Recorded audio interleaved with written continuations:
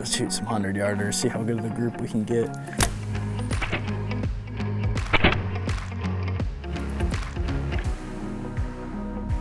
What's that buck from open season? Elliot? One-horn buck? That's what this guy is, a one-horner. Welcome to today's video, everyone. I am a terrible human and I left my 3D targets out all winter long. I do not recommend that because they wear and tear a lot faster, but it's a fantastic day out today. It's finally feeling like spring, so we're gonna fix up the 3D range a little bit, and then I'm gonna shoot my hunting bow and check all of my distances and maybe run through a couple things because I go to Texas tomorrow with my good buddy Willie on an axis hunt. So I just want to make sure that the bow is good and dialed in. I'm also going to bring my turkey bow. Maybe I'll shoot a turkey, but yeah, this is going to be a quick little montage of me putting these targets back together. And I think this caribou is broken. Yeah, RIP. This is what happens when you leave them out. You have to shoot a couple screws in that or something. It's like an antler over here. What's that buck from open season? Elliot? One-horn buck? That's what this guy is, a one-horner. This one has seen better days. I honestly think that in November, a buck came and fought it because somehow this got ripped off. So RIP to this target altogether. It is trash.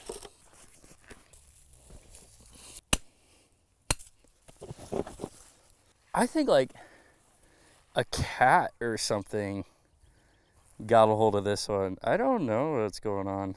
I don't know what happened, but its head got knocked off at some point. She's bent over a little bit. Maybe a buck charged this one too. Good as new, kind of. Our moosey friend loses his antlers all the time too. Oh, here's the other antler. So it's cracked off. And that is bent. Nice. Sounds good. All right, morel deer target. Hey. I swear that, oh, right there.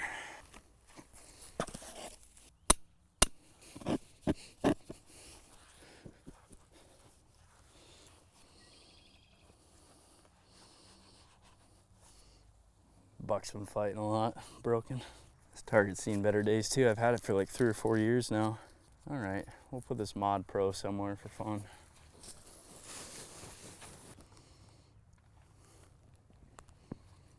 All right, let's shoot the hunting bow a little bit. What a plethora of targets. This is when I literally only own 5 arrows that are functional right now. So I broke them all during hunting season, so I gotta steal some of my own arrows. This is where I wish I could just go doot, doot, doot, doot, doot, doot, doot, doot. Shoot them all in one standing. Good thing I know a guy and I know where they are. To slip in there in the night and steal them. I'm still running a 5-pin for, like, we're still hunting axis deer this weekend and everything, so running a 5-pin's great for that. Kind of my choice for a hunting rig now is a 5-pin. But we'll shoot at this antelope all the way on the right. 46.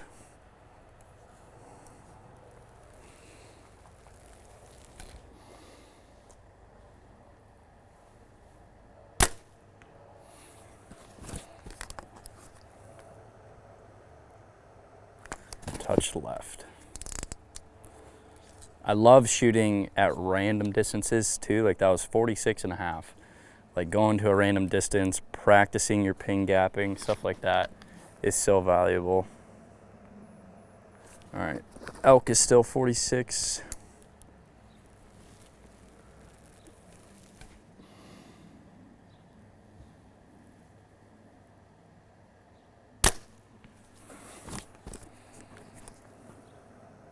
There we go. That was good left, right.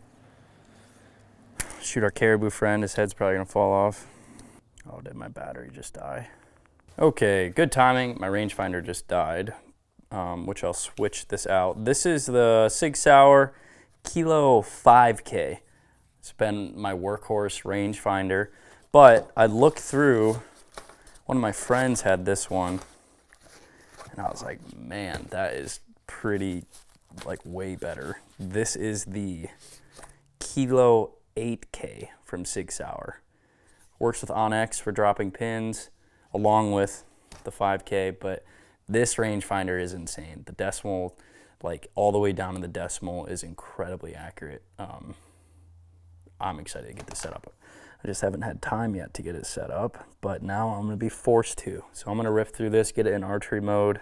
This is more of a rifle rangefinder, but it does have an archery mode. Arrow speed is, what is my arrow speed? Like 310 probably.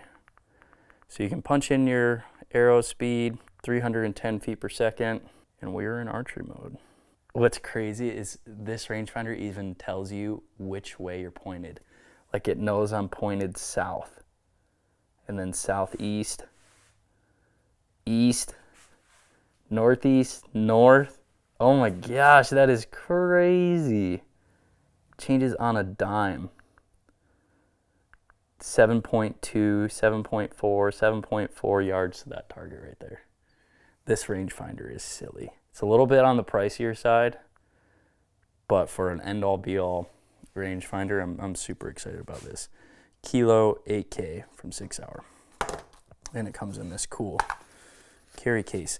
It even, this is how nice this rangefinder is it comes with a little wind deal, which I've never used one of these, but I think it's links with the rangefinder and tells you like your holdover and stuff. Well above my pay grade. I don't dive into that stuff. And then it also has a little rangefinder sleeve. So if you want to put it on a tripod for like long distance, 1,000-yard shooting to get the exact range, it's kind of cool too. So, and it has an extra battery, which I am going to right now put in my gear, my little gear bag here, which in my gear bag, since I'm here, I have a pair of Allen wrenches, I have extra blades, I have an outdoor edge, I have a little bit of serving material. I typically have a lighter in here, which I don't. Now I do. Just a little emergency. You're up in the stand, out walking around, and just need to fix something fast. So now I got a rangefinder battery in there. Okay, so we'll get these swapped out real quick, and we'll be back up and rolling. And it'll also be good just to double check, because you never know, rangefinder might be slightly different. I'm retrofitting. This is a Sika Gear tether, rangefinder tether. So I'm just kind of retrofitting it on this marsupial one. I jump around with vinyl harnesses. I use them all. Well, marsupial and Sika, I kind of, for whitetail a lot, I use the Sika one.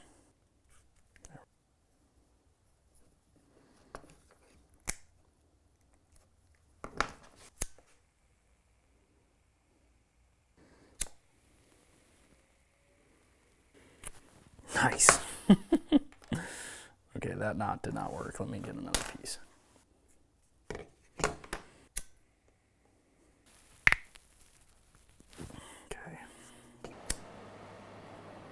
Okay, much better knot. Okay, got a fresh rangefinder in our pouch. Now let's go try it out. Jake's a lot smarter than me. He's like, I think they probably come with one, don't you think? Sure enough, we look back in the box and there was a rangefinder tethered in there. So now I'm just putting it on the our old rangefinder so that it's ready for a backup one. Okay, backup rangefinder just needs batteries. Okay, let's keep shooting. Did I shoot the caribou already? No, the head just fell off on its own. Let's get our range.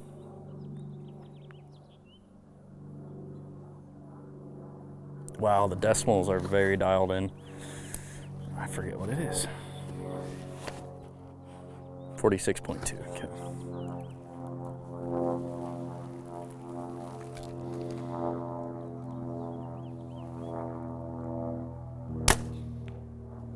Beautiful.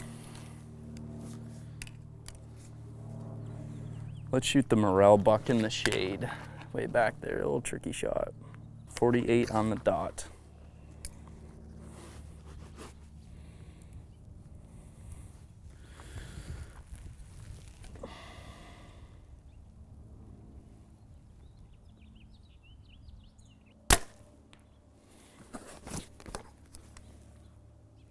Very nice. I really like this setup where there's some targets are in the sun, some targets are in the shade, because it's great practicing in situations where there's like this morel target over there has a little bit of shade on it, which makes it also tricky.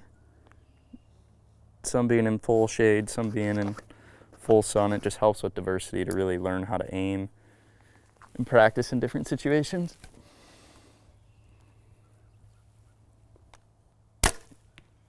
Very nice. We'll back it up after this one, shoot some further stuff. Wasn't aiming for the rings, just aiming for a kill shot. And we got one.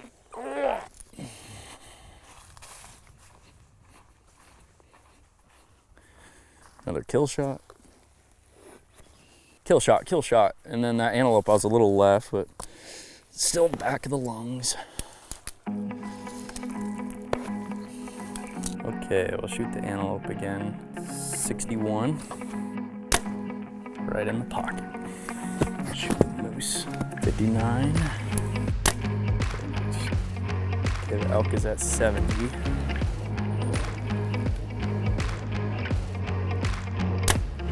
Shoot this buck back there in the shade, old Elliot, one horn. Should be right in the pocket, hard shot. Yep. Nice. Shady morel buck again. Trending like a little bit right, I think, though.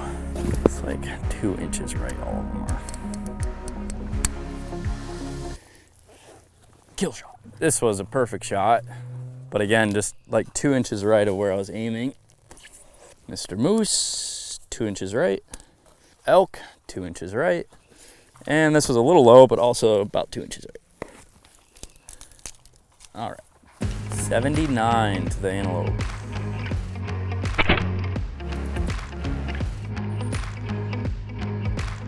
Pretty good.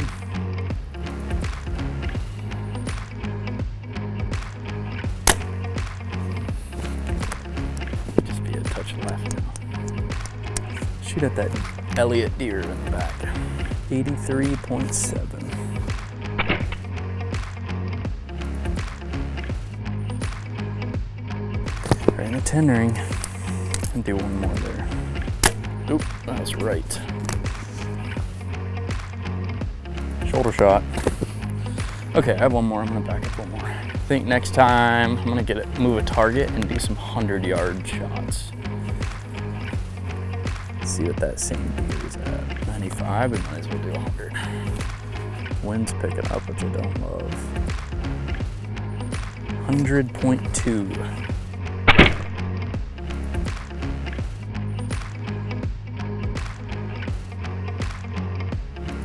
Pocket rocket. Right in the crease. Love that. All right, I might move one of these morel targets, and I just want to do like a couple 100-yard groups and see how I'm shooting. Show all my flaws.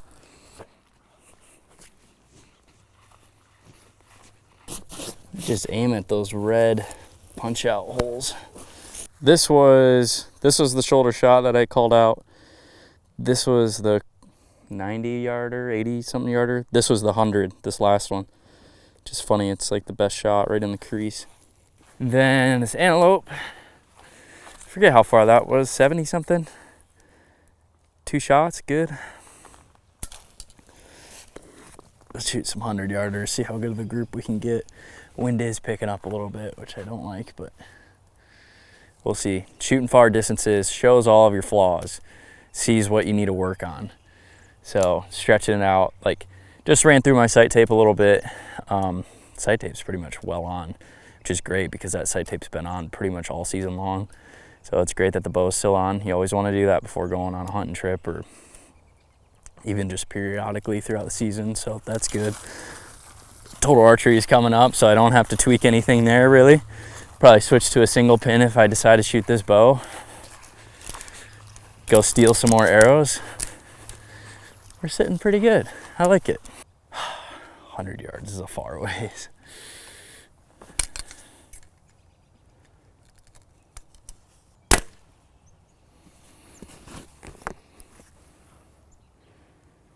Right in the middle. Gosh, I love that. I just did that anchor point video a couple videos ago, And this 100 yards goes to show, like, I'm having to like almost float down below my jaw. Everything's in a different position than if it was at 20. So when you really stretch it out like this, it really shows that your anchor point just kind of floats around. Those 2 arrows are touching down there. I absolutely love that. It's a little right.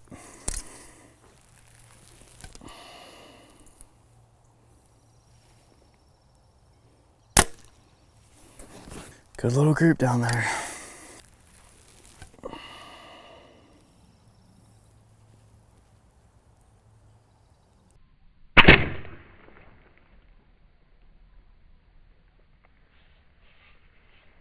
That was our biggest flyer. Just a little low right. I was just a little weak on that shot. Not bad though. I'd take it. They'd all be in a kill zone of a deer.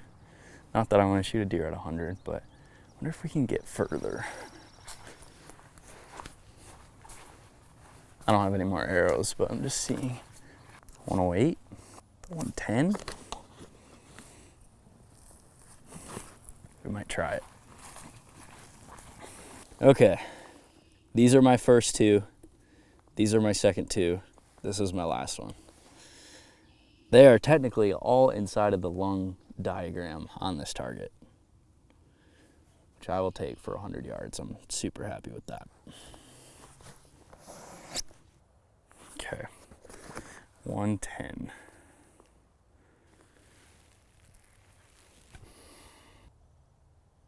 Ooh. Right side.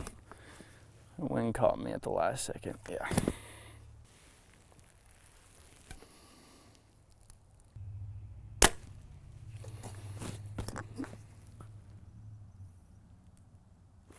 There we go. That was in the middle.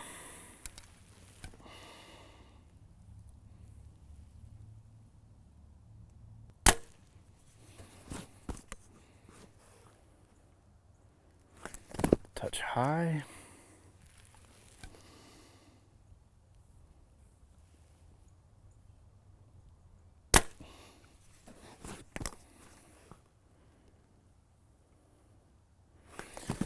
It's touch right. I got 3 like just right of the middle, 1 a little high.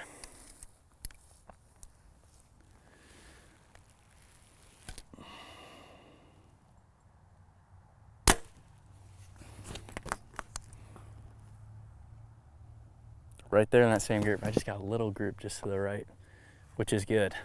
110 yard group, trending right, which is probably just the wind because the wind is going that way.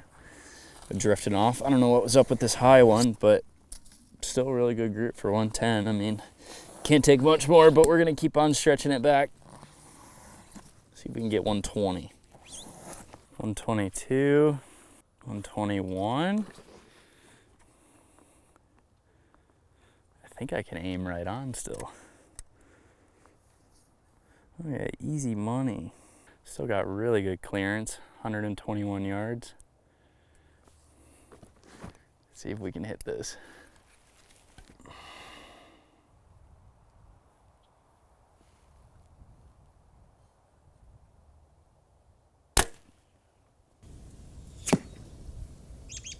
Hit it.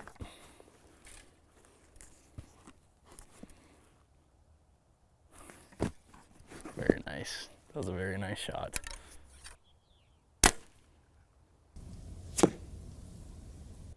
Good shot again, trending a little left. Oop. That was pretty low left, I think. Yeah, good bit left there. Every little thing matters this far.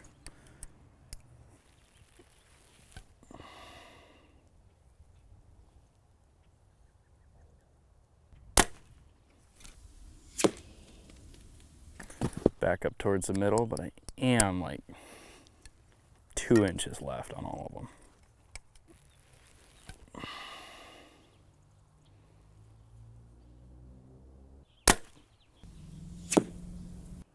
Not bad, just trending a touch left.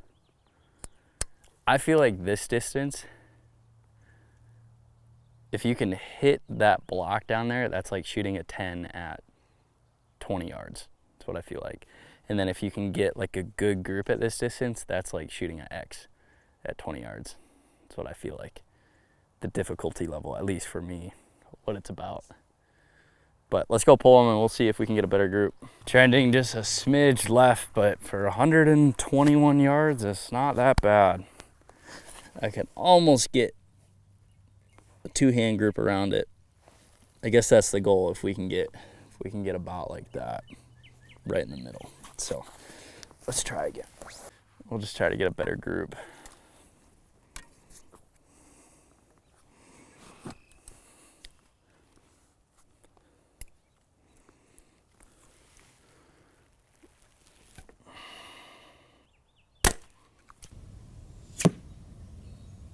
That was dead middle.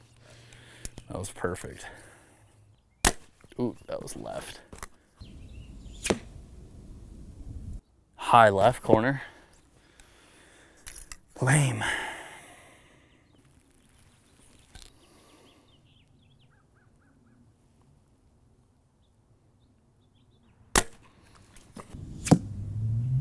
Dude, that was back to good. If it's a good shot, they're good. If it's bad though, they are bad.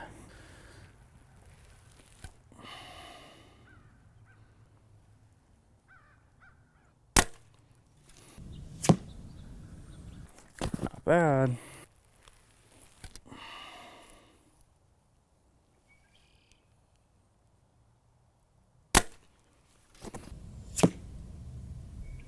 Last four were a really good group. I had that one flyer and the four of them are good, so go check them out. It's fun shooting far like this, and it shows all your flaws, really makes you dial in, really makes you focus on aiming and making a good shot. So it's always fun stretching it out. 121 yards. It's about as far as my sight can go. Well, I could probably get, my sight tape runs out at 123. I guess. So aiming right on though, that's another good thing about running a 5-pin like that, because you're aiming with your bottom pin, so it gives you a little bit extra distance. But fun little practice. I'm gonna call it one bad shot. This is my one bad shot. And when you just look at my good shots, it's pretty good. Wish you could do that all the time, pull your bad shots, but all four of those are in the lungs of this morel target. So it's fun to do this, good little challenge to get out, stretch your distance out, see, you know, pretty much whatever your max distance is, get out there and shoot this spring, really try to work on some stuff. You just see everything's amplified when you get out at a further distance. And then when you bump up to closer distance, it just makes it a little bit easier, and then you're a little bit better archer. So thank you all for watching. Hope you enjoyed me just dinking around, shooting some arrows. We'll catch you in the next one.